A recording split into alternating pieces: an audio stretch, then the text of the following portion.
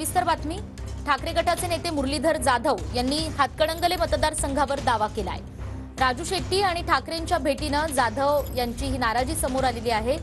मला नसेल तर सामान्य शिवसैनिकाला उमेदवारी द्या, पण उपरा नको, असं जाधव म्हणतायत। मुरलीधर जाधव यांनी हातकणंगले लोकसभा मतदारसंघावर हा दावा केलाय। काय सांगाल? तयारी तुमची देखील जोरदारपणे सुरू आहे। त्यातच आज आता राजू शेट्टी यांनी उद्धव ठाकरेंची भेट घेतली।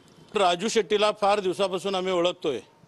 राजू शेट्टीचे खायचे दात वेगळे आणि दाखवायचे दात हे वेगळे आहेत। कारण या अगोदर मी 2005 पासून जिल्हा प्रमुख म्हणून काम करतोय। 2009ला रघुनाथ पाटलांना दिलं, 2014ला या राजू शेट्टींना महायुतीकडनं आम्ही लोकसभेवर निवडून दिलं।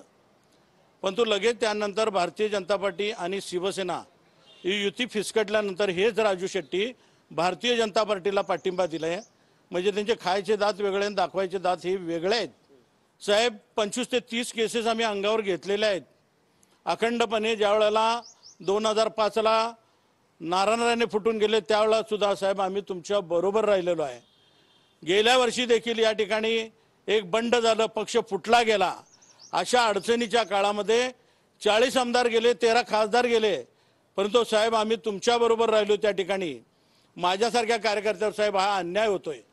म्हणून हातकणंगले लोकसभेची जागा लढायला मी तयार आहे साहेब, आणि एका निष्ठावंताला या ठिकाणी संधी मिळायला पाहिजे ही माझी भूमिका आहे।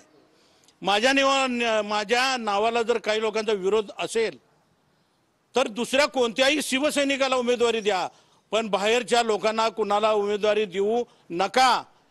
जर्नलिस्ट सुनील काटकरसह भूषण पाटील, TV9 मराठी, कोल्हापूर।